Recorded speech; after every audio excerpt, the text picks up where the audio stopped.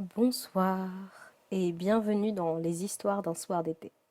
Ce soir, c'est Yatrice qui va te lire une histoire. Il fait déjà nuit depuis longtemps au moment où je te parle. C'est ma première lecture ici. Et je vais pas te mentir, j'ai un peu le trac. Dehors, il fait un peu plus frais. Les étoiles brillent et une légère pluie tombe encore. Je t'invite à bien t'installer, à te servir quelque chose à boire. Je vais te lire quelques nouvelles tirées d'un recueil qui s'appelle Contes et légendes du Nord. Il est écrit par Chloé de Fabrique Poche et joliment illustré par Mion Mion. C'est un projet que j'ai beaucoup aimé découvrir. Il s'agit de réécriture de contes et de légendes de Belgique et du nord de la France. Ces réécritures ont pour but de représenter des personnages queer, racisés, malades et handicapés, ainsi que gros et sexisés. C'est un recueil plein de bienveillance et de douceur. Toutes les informations des créatrices et du projet sont disponibles en description. N'hésite pas à aller voir. Tu es bien installé ? C'est parti. Avant chaque nouvelle, il est écrit un petit résumé de l'histoire qui va suivre, ainsi que la liste des trigger warnings et la liste également des représentations qui figureront dans le conte. Je prendrai à chaque fois le temps de te les partager. La toute première histoire s'intitule Mormal, Ursa et Ursus décapité. Au VIe siècle avant Jésus-Christ, l'espionne Astia Annie est sur le point de faire basculer la guerre entre le royaume de Trèves, dirigé par la reine Ursa, et celui du roi Ursus, à l'est. Arrivera-t-elle à temps ? À quel prix la paix sera-t-elle obtenue ? Pour combien de temps ? Un récit tragique autour de la naissance de la forêt de Mormal. Trigger warning, meurtre, sang, guerre, représentation, personnage secondaire originaire d'Asie de l'Est. Entre Maubeuge et Cambrai, empruntez la route forestière du Roi du Bois depuis la D33. Dépassez l'ancien camping, puis, sur 50 mètres, le chemin du Pinson. À chacun de vos pas, le temps a rembobiné. Les astres ont dansé leur sarabande inversée. Entendez les soupirs des troupes, les cliquetis des armes, des tasses et des tentes. Vous voilà au cœur de la légende de la forêt de Mormal, au VIe siècle avant Jésus-Christ. Le royaume appelé Trèves, constitué autour du Rhin, et celui situé à la place de l'actuelle Belgique, étaient en guerre. À la tête de chacun, respectivement, la reine Ursa à l'ouest et le roi Ursus à l'est. De nombreuses régions et pays étaient bon gré mal gré, par alliance, investis dans ce conflit sans fin. Les batailles s'étendaient sur des territoires neutres, ce qui ne manquait pas d'enclencher de nouvelles indignations, disputes, assauts, contre-attaques, raids punitifs, vengeances, assassinats, insurrections, rencontres diplomatiques, égaux blessés, morts, beaucoup de morts, pillages, échanges de prisonniers interminables.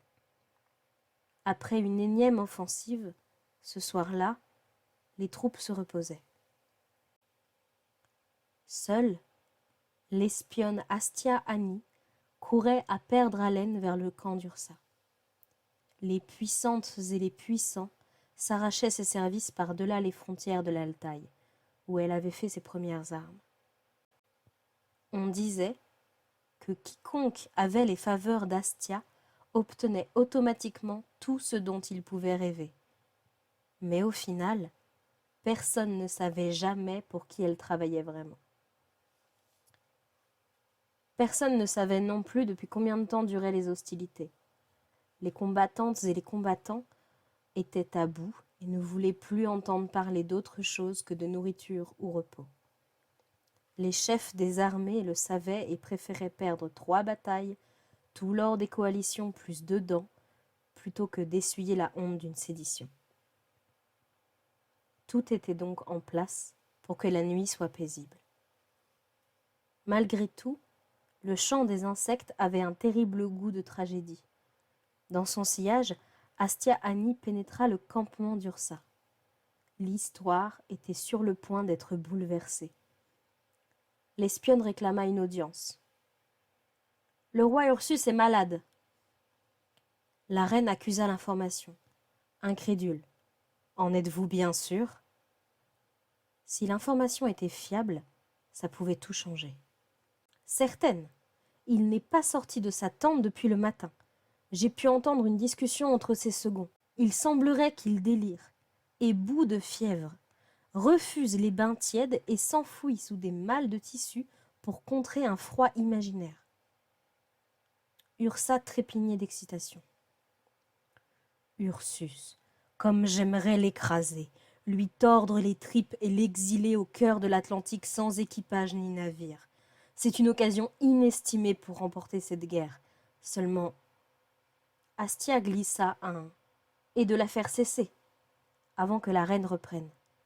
Seulement regarde-les. Qui accepterait d'y retourner? Sauf si c'est la dernière fois. Ursa n'eut pas long à réfléchir. Sauf si on n'emmène que les plus robustes.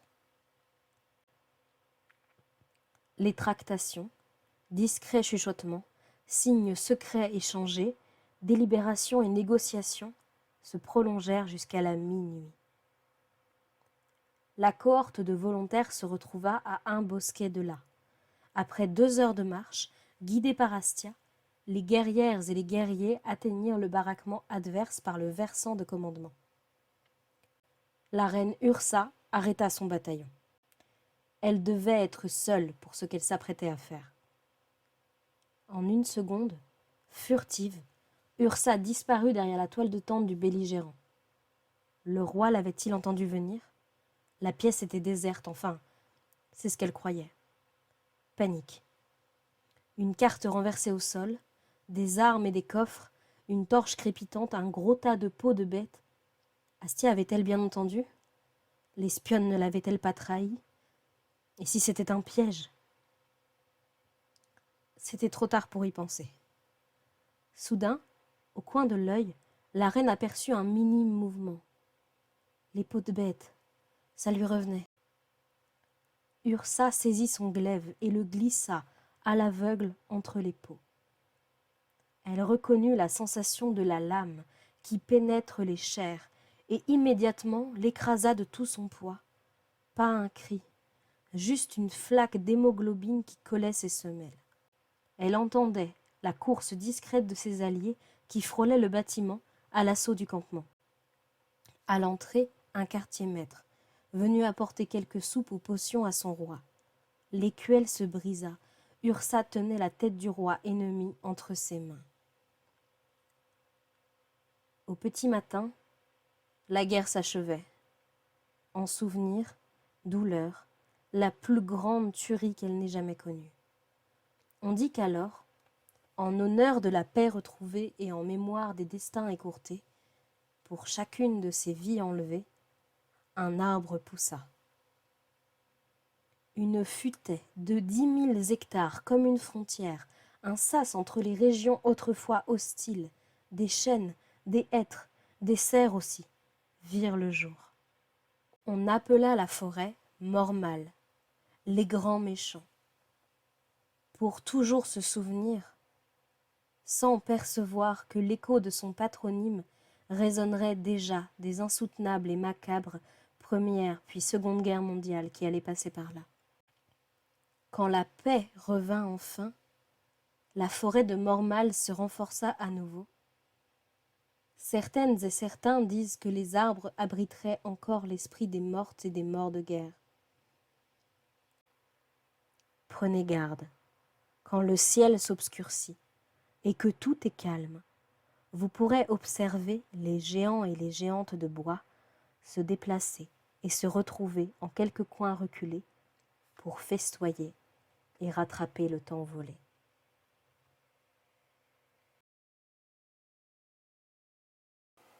La deuxième nouvelle s'intitule « Du rififi sur la Lys ». Au cœur du Pas-de-Calais, tout proche de la commune d'Aire-sur-la-Lys, au 8e siècle, une source miraculeuse naquit de la colère d'une femme, Gisèle, et ce n'était là que le début de l'histoire. Trigger warning, incel, menace de mariage forcé, meurtre, blessure, quarantaine. Les archives du 8e siècle d'Aire-sur-la-Lys, Pas-de-Calais, nous apprennent que celle qui s'appelait probablement Guirla et qui, nous le verrons plus tard, accomplira de grandes choses, était très proche d'un certain Venant. Guirla et Venant se retrouvaient quotidiennement à l'auberge de l'actuel quai des Bateliers. Et puis, la guerre éclata et le garçon dut la rejoindre. Les coups du sort n'arrivant jamais seuls, les parents de Guirla voulurent la marier à un prince quelconque. Guirla, loin d'être enchantée par la perspective, savait qu'elle pouvait convaincre ses anciens.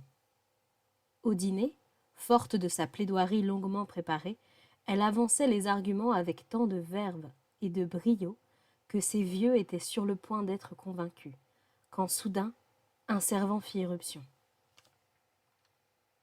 Venant était de retour. Malheureusement, lui expliqua-t-on, l'ami était blessé. Guirla lâcha le crachoir, couvert et serviette, et se précipita à la rencontre de son compère, qui était en un état on ne peut plus piteux. Jambes hachées déchiquetées, yeux révulsés, extrémités exangues, haleine fétide. Guirla, d'une rage foudroyante, frappa le sol. Le tumulte de sa volonté ne souffrait d'aucun doute et lui empourprait les joues. Elle le sauverait, coûte que coûte. Ses méninges, comme une machine fantastique, celle de l'impossible, brassaient, triaient et répertoriaient à une vitesse effrayante connaissances en médecine et biologie, adresse de médecins et rebouteurs, contacts haut placés, savoir quant aux procédures de premier et second secours. C'est alors qu'elle sentit à ses pieds une caresse mouillée, un ruissellement.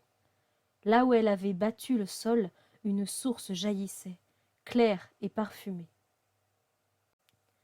Guirla y fit boire son ami le militaire, qui reprit miraculeusement quelques esprits et forces, assez pour pouvoir, qu'à un qu'à a, gravir la colline de la sorcière la plus proche. Après quelques examens et pansements, la guérisseuse était formelle. Venant vivrait. Mais Guirla, par contre. Ses parents, qui avaient la mémoire aussi courte que la susceptibilité envahissante, maudissaient leur fille pour son impertinence. Si elle osait quitter la demeure en plein repas, elle ne verrait pas d'inconvénient à ce que la décision fût prise. Elle marierait le nanti choisi. Feu aux poudres. Guirla hurla et pria pour que l'union n'ait pas lieu, tant et si bien que sa peau se couvrit de pustules et de croûtes. Ce fut si spectaculaire qu'on ne prit pas de risque. Elle fut immédiatement déclarée lépreuse. Le monarque promis disparut avant de savoir s'il ne s'agissait pas plutôt d'une sévère acné d'anxiété. Guirla était de nouveau maîtresse de son futur. Futur qui s'était tout de même largement étriqué, depuis qu'on la promettait à de sévères souffrances cutanées et nerveuses, ajoutées aux paralysies, mutilations, atteintes oculaires ainsi qu'à l'éternelle solitude de la vie en quarantaine. Tout aurait pu s'arrêter là, dans le moins pire des mondes, mais cela aurait été sans compter sur la possessivité contrariée de sa majesté Lincel. Comme il avait entendu parler des dernières péripéties de ce récit, Venant, la blessure, la source et la colline, vous suivez? Le tocard s'en alla, boudeur, couper la tête au blessé. Satisfait de lui-même, le prince meurtrier jeta le cadavre dans la Lys. Pourtant, en regardant le corps couler et les poissons curieux venir le picorer, il se surprit à encore nourrir sa fâcherie. Ce serait trop bête de s'arrêter en si bon chemin, pensa-t-il sûrement. Le monarque assassin se dit que si Guirla mangeait du poisson qui avait lui-même goûté au corps de son ami, s'il arrivait à lui faire avaler, à lui faire accomplir un acte aussi ignoble envers elle-même et envers Venant, alors, brisée, Ghirla serait tout à lui, et plus à personne d'autre, ni même à elle-même. Monseigneur Lordure alpagua un pêcheur qui sortait justement une anguille picoreuse de la rivière. Ensuite, il mitonna vite fait les cuisinières avec un boniment improvisé de messagers angéliques et de médicaments divins. Cette anguille allait guérir la souffrante. Anguille ce fut, anguille elles préparèrent. Isolée, mais soulagée, Ghirla se pensait débarrassée de cette histoire de mariage. La sorcière à la colline qui s'offusquait, on la comprend, qu'on vienne égorger ses patients, qui appréciaient et admiraient Ghirla, avait mené sa petite enquête. Elle n'allait pas laisser faire ce fils d'étron. Avant qu'il ne fût trop tard, elle visita Ghirla et la tint au courant des manigances criminelles de la charogne. Aussitôt, le plat fut jeté et son Altesse l'ignoble bouté. Personne n'entendit plus jamais parler du méchant sire. Là, les destins se divisent, et Ghirla revêt tantôt les noms et titres de Saint-Isbergue, princesse Gisèle, sœur de Charlemagne, spirituelle du pape ou encore abbesse de Chelles. Excusez du peu. Un nombre faramineux de routes, églises, gares et villes furent nommées d'après elle. C'est dire combien elle compta et bouleversa le 8e siècle. Ghirla, Gisèle, Isbergue, princesse, abbesse ou spirituelle, peu importe la version. Notre protagoniste eut encore, après les événements, toute une vie d'accomplissement et de bonheur. La source miraculeuse, devenue puits, coule toujours et a conservé jusqu'à aujourd'hui sa réputation merveilleuse de soigner les gens.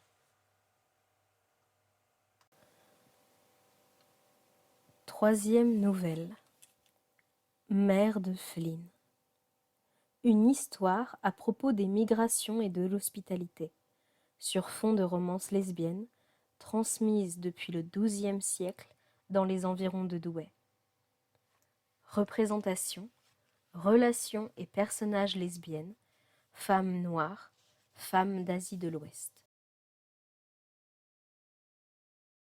Ville en marche sur l'eau, place de sel, nénuphars de pierre, île dévalant les pentes de mer, vent debout, soleil en proie, Anne Hébert. À quelques kilomètres de Douai, au cœur du Pével, niche un lac aux dimensions si spectaculaires qu'on l'appelle mer. Mer de Flynn-les-Raches. Plus étonnant encore que sa taille, son origine. Figurez-vous que la mère de Flynn, de son petit nom, qui est donc, rappelons-le, ni une maigrelette mare, ni perdue au milieu de nulle part, est absente des cartographies avant le XIIe siècle. Totalement. Pas une trace, rien de rien. À la fin du XIe siècle, juste avant donc que l'étendue d'eau apparaisse comme par magie sous toutes les plumes, les saisons s'égrenaient au rythme des déplacements de population et des allées et venues des travailleurs itinérants. Catilina, une femme noire, à la peau foncée, venait d'achever sa formation en sellerie. Elle s'en allait dans le nord du pays démarcher établissements, nobles et villes, nécessitant ses services pour l'harnachement de leurs montures. Le chemin était long, les nuits courtes. Après quelques rencontres, la sellière s'était naturellement greffée à un groupe d'ouvrières et d'ouvriers du bâtiment qui cheminaient dans la même direction. Dès les premières heures, Catalina avait remarqué Alan, l'instructrice maçonne.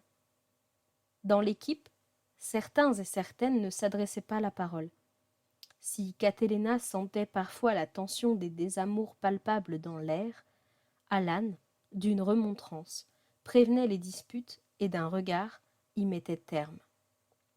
Catalina aimait l'observer à la dérobée. La posture solide et altière, aimable, bonne conteuse, le dos et les bras forts, une cicatrice à la cheville, la peau cuivre et le nez épaté. Contre un peu de son pain ou de bonnes anecdotes, Catilina laissait Alan monter sa jument. Ses cheveux immenses, au rythme du pas de l'animal, dansaient, mous et noirs, dans le vent et les vives lumières du nord. La vie était douce, et tout aurait été parfait s'il n'y avait pas eu les écorchures et les pieds enflés, l'inquiétude du mauvais temps et des vivres qui s'amenuisaient à l'approche de leur destination. Le soir de l'événement, la lune était bien ronde et grosse à l'horizon. Les goupilles rôdaient et piaillaient. Soudain, Alan se mit à exulter. « Là, non loin, regardez, de la lumière, un château. On doit être tout près de Douai, on y est presque. Faisons bonne impression, et on pourra se reposer à l'étable ou à l'écurie. Demain, nous trouverons refuge en ville. » D'une énergie renouvelée, les unes époustèrent leurs vêtements, et les autres arrangèrent cheveux et sourires polis avant de pousser la lourde porte du bâtiment. Avant que quiconque n'ait compris ce qu'il se passait, sur le seuil, ils se heurtèrent, de surprise estourdie, au plastron d'un homme particulièrement courroucé, un crochet à viande à la main brandi contre eux. Il portait une courte couronne d'argent au milieu du front et un regard si furieux et si méfiant qu'on aurait pu croire qu'il venait de croiser la peste en personne. Le rustre châtelain, aux allures de pirate, rageux, se mit, sans délai ni préavis, à les houspiller d'une force telle que tout le monde se retrouva en un instant dehors. Ahurie, la petite communauté, les boyaux tordus, la langue sèche de soif et de peur, fuit à grands pas. Certaines et certains contenaient un rire amer.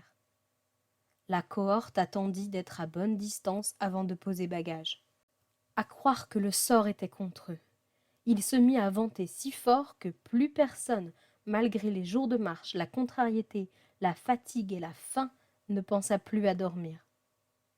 Le bruit, assourdissant des bourrasques, leur coupait le souffle.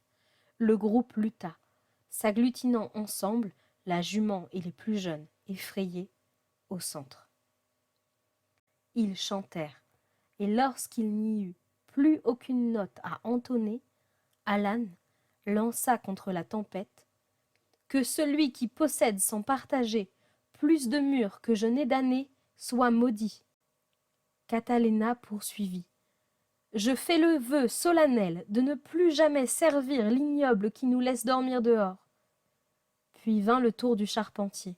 « Que celui par lequel mon chapeau s'est envolé puisse aussi perdre son chapeau. »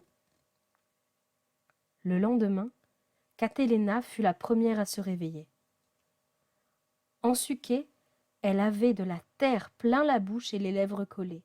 Abasourdie, elle dut secouer les autres pour s'assurer que ce qu'elle voyait était bien réel.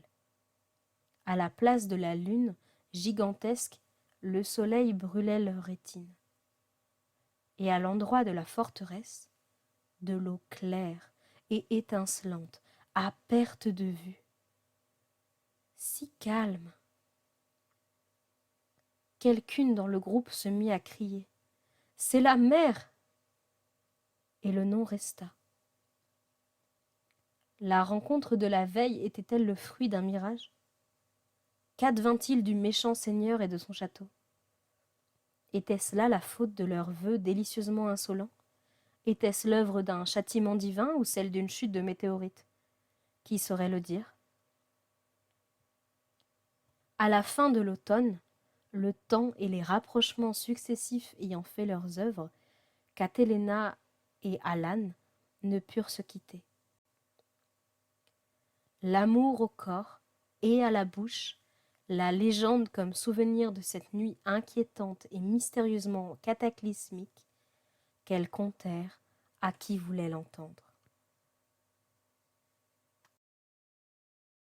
J'ai pris le temps de me faire un petit café, de m'enrouler dans un plaid et d'allumer une bougie. J'avais un peu froid. J'espère que pour toi, tout va bien. J'en suis pile à la moitié. Il me reste encore 3 histoires à te lire et j'espère qu'elles te plairont tout autant. Nouvelle suivante. La chandelle miraculeuse. Que se passa-t-il à l'intérieur du couvent d'Arras, transformé en hospice pour les malades de l'ergotisme au XIIe siècle? Quoi qu'il en soit, les souffrants et les souffrantes allaient être sauvés et prendre leur revanche sur les notables et médecins qui les avaient condamnés.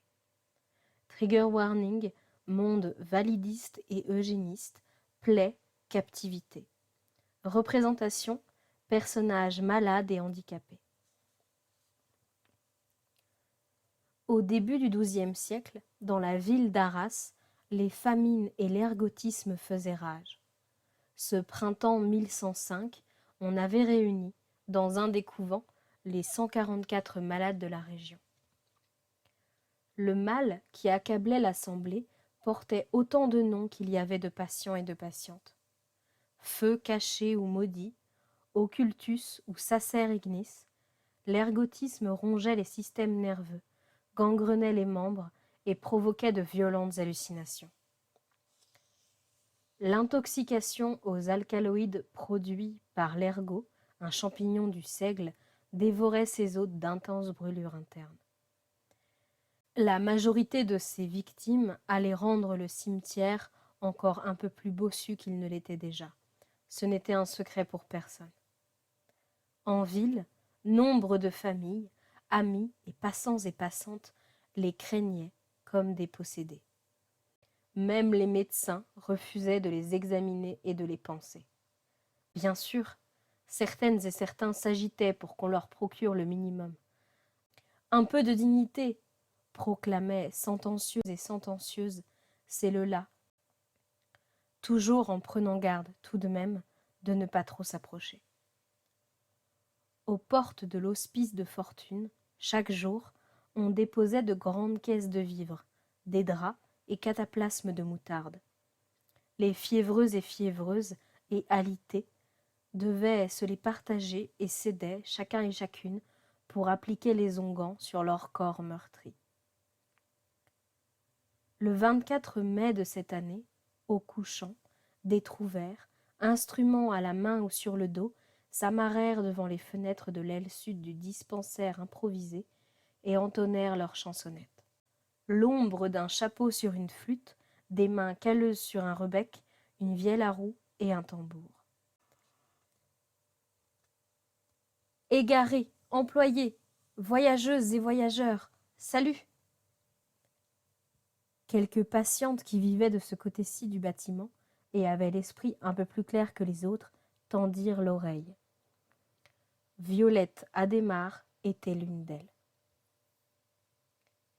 Elle était là depuis peu, et grâce à son apprentissage chez les Mirès, médecins apothicaires, elle avait su reconnaître les premiers signes de l'empoisonnement, la perte de sensibilité et les spasmes, mais déjà n'en pouvait plus de la maladie et des traitements.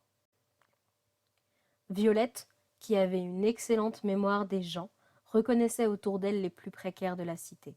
3 nourrices, 2 potières, 5 cuisinières et encore plusieurs pêcheuses, mérétrices, travailleuses du sexe, meunières. « Notre chapeau est percé, prêtez-nous vos pièces, nous vous raconterons. » La distraction en enfer est un fruit précieux. Violette prit sur elle pour se concentrer sur les paroles des poètes musiciens portés par le vent. Qui vivra, vivra. On vous doit bien la cuvée de vin aux roses et la fournée de pain. Ce midi, lorsque la porte du couvent le médecin passa, il la ferma à double tour et jeta la clé. Qui vivra, vivra. Nos amis, si vous êtes là, nous chantons pour vous épargner les 4 planches de pain. Leurs ulcères feraient des ulcères. Si savaient celles qui vivent là, qu'Arras les abandonna. La dernière note ne s'éternisa pas. Les trouvères reprirent leurs instruments et les glaneurs passèrent leur chemin. À l'intérieur, les plus vaillantes se précipitèrent sur la porte dans le cloître, verrouillée. C'était donc vrai, le médecin avait osé. La nouvelle se répandit, et avec elle le brouhaha. Même les comateux et les comateuses semblaient se lamenter. Ne leur avait-on rien laissé d'espoir?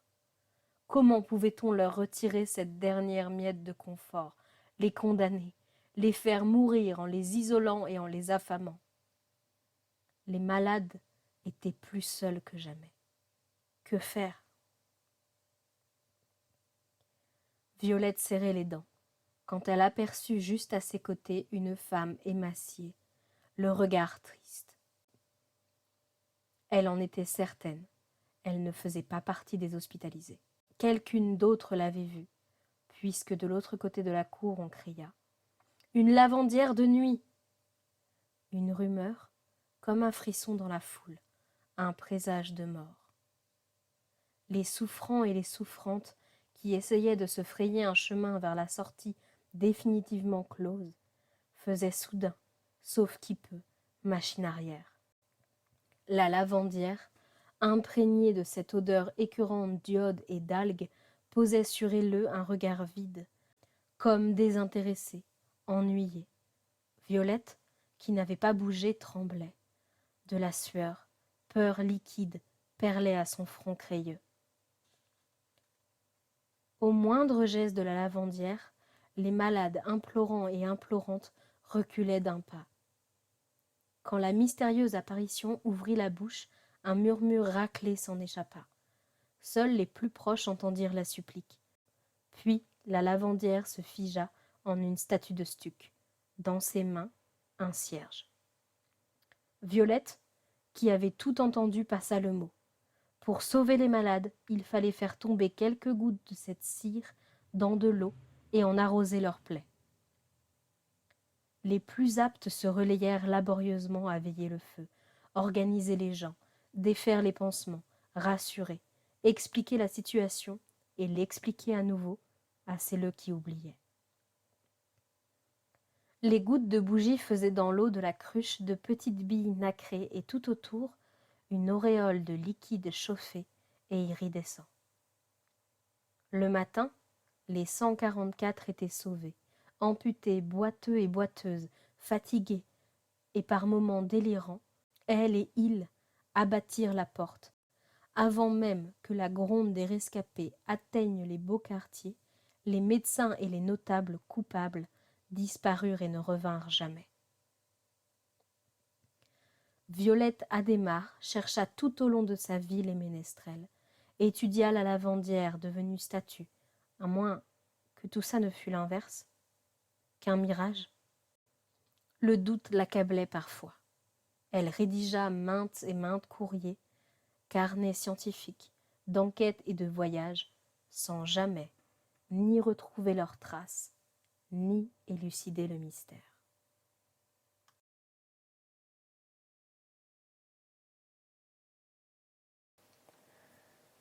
Cinquième nouvelle. Lauriane et le chant d'Halloween. En 1400, sur la côte d'Opale, Lauriane, celle qui les sauva tous, soutenue par le taciturne esprit de la forêt, allait combattre le terrible Halloween. Une légende pour mettre un terme au puant adage « La curiosité est un vilain défaut ». Trigger warning, personnage rappelant un diable, captivité. Lauriane, jeune membre de la guilde des brodeuses, vivait, aux alentours des années 1400, avec sa famille, dans un village tout proche de l'actuelle Brédune en lisière de forêt. Les lumières changeantes de la côte miroitaient doucement à ses pieds. Un jour qu'elle se promenait, lorsqu'elle entendit, au-delà des monts de sable, un chant mélodieux, comme un écho séraphique. Avec l'intention de prévenir ses parents, elle accourut vers la fermette qui leur servait de maison, en appelant. Son père coupait du bois pour le feu, et sa mère cueillait les différents légumes du potager pour la soupe du soir. Tout essoufflée, elle expliqua, puis s'exclama. « Sa voix est tellement belle! Mens pas! J'aimerais tellement aller voir qui chante au-delà des dunes! » Et pendant qu'elle s'enthousiasmait, sa mère se mit à pleurer, car, voyez-vous, chacune des jeunes âmes de la région qui s'y étaient aventurées n'en était jamais revenue. Bien sûr, au premier temps des disparitions, pour mettre en déroute les criminels, déjouer le piège et défaire le maléfice, on y avait envoyé les plus âgés. Mais à chaque fois, quand elle et il arrivaient sur le site présumé des disparitions, la mélopée s'évanouissait sans laisser aucune trace du chanteur. Très vite, le tabou, nauséabond, entoura les mystérieux drames. Celles et ceux qui perdaient leurs proches, en plus de porter le deuil, se retrouvaient, à demi ostracisés, écrasés par la chape de l'angoisse et du silence. En chœur, la mère et le père de Lauriane grondèrent. « Non, tu n'iras pas. Nous n'avons pas besoin de savoir ce qui se passe là-bas. » Mais finirent, contre toutes les attentes et directives de la communauté, par avouer le sordide secret.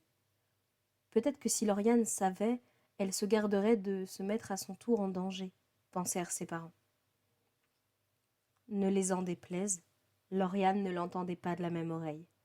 Enquêter, retrouver et sauver les disparus, découvrir qui était le mystérieux vocaliste et s'il avait un lien avec les disparitions. Elle ne pensait plus qu'à ça. La nuit et le silence venus, Lauriane se glissa par la fenêtre. Elle devait passer la forêt pour rejoindre les dunes. Une atmosphère calme et reposante baignait les lieux. Quand soudain, un halo de lumière apparut dans la clairière que Lauriane venait de pénétrer.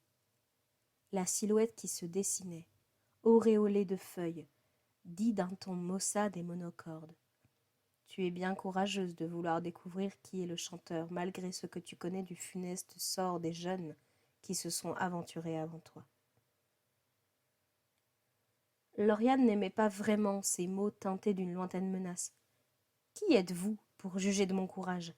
Comment êtes-vous au courant de ce que je sais ou non ? Voulut-elle savoir. Las, il répondit. Je suis l'esprit de la forêt. Je sais tout. Je n'ai pas l'habitude de voir du monde. Je me suis mal exprimé. Pour m'excuser, je te donne cette épée. Prends garde et sois maligne. J'ai confiance en toi. Sur ces paroles, l'esprit tendit l'arme et décampa comme il était venu. Lauriane, commençant l'ascension de la dernière dune, sentait son cœur tambouriner. Le chant au loin lui indiquait la voie. Les petits escargots, qui se balançaient dans le vent en haut d'herbes séchées par le sel, semblaient s'écarter sur son chemin. Plus elle approchait, plus le son était différent, plus rauque, moins éthéré, plus horrifique, moins harmonieux. La brodeuse serrait de plus en plus fort la poignée sculptée de l'épée. Elle voulait savoir, elle devait savoir. Oui, elle le devait à elle-même, au village, à ses proches, aux disparus passés et à venir. Quelle ne fut pas sa stupeur, arrivée en haut du mont, de découvrir l'individu, ou plutôt la créature. Une bête cornue se tenait sur ses deux pattes arrière, la peau rosâtre. Ses yeux jaunes brillaient, réfléchissant la lumière de la lune. Ses longues dents s'alignaient en un sourire aguicheur. Son doublet avait des yeux et était brodé d'ossements. Chacun de ses vêtements semblait doté de vie et de volonté propre. Les pièces de son étrange costume rappelaient à Lauriane les monstres de ses cauchemars. Des sortes de canards surnaturels, diaboliques et cruels. Comme hypnotisée, Lauriane dévalait la colline sableuse. La créature sur la plage chantait encore. « Je suis Halloween, n'aie pas peur, copine. Je suis un démon qui aime la chanson. Rejoins tes amis pour que ce soit la folie. Nous chanterons, nous danserons, jusqu'à ce que le ciel vous accueille dans un sommeil éternel. » Lauriane comprenait pour la première fois, avec une lucidité effrayante, les paroles de la ritournelle. Ça n'augurait rien de bon. le démon se déplaça et lui laissa voir la grande cage dans laquelle se trouvaient les disparus, endormis, implorant et implorantes, rongeant les barreaux où le regard vide et figé. Subjuguée, elle continuait à avancer, luttant pour reprendre ses esprits. Lorsque Lauriane arriva au niveau du Halloween, le démon fut distrait par un ululement provenant de la forêt. En un instant, le métal tiède du pommeau dans la main, elle s'élança et transperça de sa larme l'abject charmeur. Halloween, surpris, s'embrasa dans les flammes de l'enfer. « Arrête, non !» hurla-t-il, avant de s'éteindre en un nuage de cendres. Les parents de Lauriane, qui avaient découvert le lit vide de leur fille et tout le village à leur suite, oublièrent instantanément combien ils s'étaient rongé les sangs en apercevant, soulagés et euphoriques, à l'horizon, l'héroïne accompagnée des disparus. Tous retrouvèrent leurs proches et une grande fête fut organisée en l'honneur de Lauriane. Malgré les réticences inquiètes et l'habitude du tabou, personne ne s'interposa lorsque Lauriane se leva et prit la parole. Chaque habitant et habitante écouta lorsqu'elle dit tout ce qui avait été caché. Elle raconta aussi combien le silence et le secret leur avaient coûté, expliqua comment elle avait pu vaincre l'affreux diable Halloween, qu'il était mauvais et pourquoi ce n'était pas la faute des victimes. Le discours de la jeune brodeuse eut tant de retentissement qu'elle fut nommée à la place de l'échevin de la région pour prendre les décisions de justice, mener les affaires de police et faire régner la paix. J'ai bien sûr choisi et sélectionné toutes les nouvelles que je t'ai lues parce qu'elles me plaisaient ou parce que leur histoire me touchait particulièrement. Mais pour cette dernière, elle me rappelle un souvenir. Pendant quelques années, j'ai pu vivre dans le nord de la France. Et c'est une région que j'aime beaucoup, qui est liée à moi de plein de belles expériences de vie. Et l'une de ces expériences a été la visite de Douai. Et durant cette visite, dans un bâtiment, juste au coin d'un mur, j'ai pu tomber sur deux immenses statues, deux immenses marionnettes, très impressionnantes, et elles représentaient les géants de Douai. Et cette nouvelle parle de cette légende et parle de cette histoire. Alors, elle est toute douce pour moi et me rappelle de beaux souvenirs. Douai, terre de géants et de géantes. Guéant, un étrange être veille sur les roses rues de Douai. Qui est-il? D'où vient-il? Quel secret garde ce nobliau, ce prisonnier, cet enfant sauvage et ce chevalier de feu? La queer romance est présente. Trigger warning, captivité, être arraché à sa famille, mort, angoisse et drama. Représentation, relations et personnages gays. On dit qu'il fut un temps, au Moyen-Âge, où partout dans le nord de la France et en Belgique vivaient des géants et des géantes, veillant avec bonté et bienveillance sur chacun et chacune des humains et humaines qui elle avait décidé de protéger. Laissez-nous vous présenter l'un d'eux. Si vous avez déjà eu la chance de vous balader à l'ombre des quais de la Scarpe sur le chemin de Halage au début de juillet, il se peut que vous ayez entendu, précédé par les carillons du beffroi, la rumeur d'une parade merveilleuse.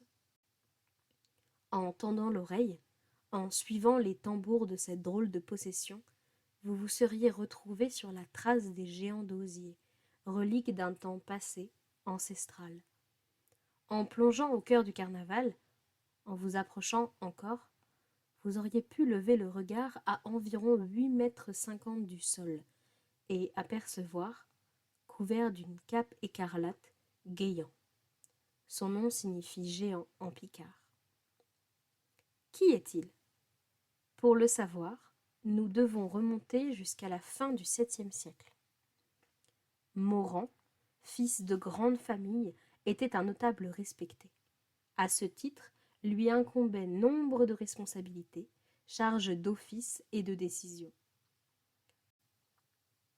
Un beau jour, alors qu'on lui confiait la garde d'un prisonnier politique, Ham, tout bascula.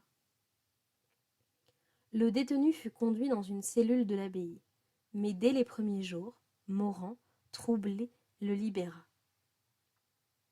Contre toute attente et bon sens, Ham ne s'en alla pas. Mieux encore, il s'installa non loin du monastère de son ex-geôlier, et lui apparut quotidiennement, tantôt pour lui proposer sa collaboration sur un problème épineux, tantôt lui offrir un sourire à la dérobée. Nous savons qu'ils se rapprochèrent et vécurent ensemble jusqu'à la fin de leurs jours. Ham et Morand apportèrent tant et tant à la ville qu'ils furent faits saints. On leur érigea des statues et reliquaires. Ainsi les amants, amours fidèles, âmes sœurs, restèrent inséparés. Autour de leur mémoire et de leur passion, une aura, comme une empreinte surdouée, un voile de protection. 800 ans après leur mort, en 1479, une marchande dormait agitée au premier étage de son commerce. Par-delà son rêve, par-delà même la vie et la mort, elle sentait qu'on l'appelait. Les voix étaient pressantes. Elle rassemblait tout le courage et la force dont elle n'avait jamais disposé et ouvrit les yeux. Se tenait face à elle un être surnaturel, mariage des esprits des deux saints patrons, Morand et Ham, figurés sous les traits d'un géant à la cape de feu, celui qu'on appellera plus tard Guéant. Guéant avait le front vieilli, le regard infiniment doux et une cuirasse de chevalier sur les épaules. La commerçante n'eut pas le temps d'ouvrir la bouche. L'apparition la prévint de l'arrivée imminente de l'armée française dans la ville, alors bourguignonne.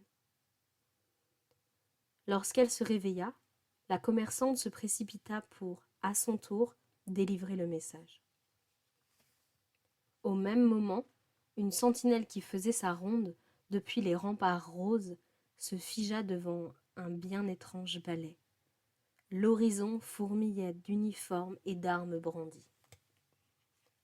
Au premier plan de la scène, en lisière des faubourgs, la silhouette d'un chevalier grand comme 10 personnes, auréolé d'une lumière intense, se démenait contre le ressac de l'invasion.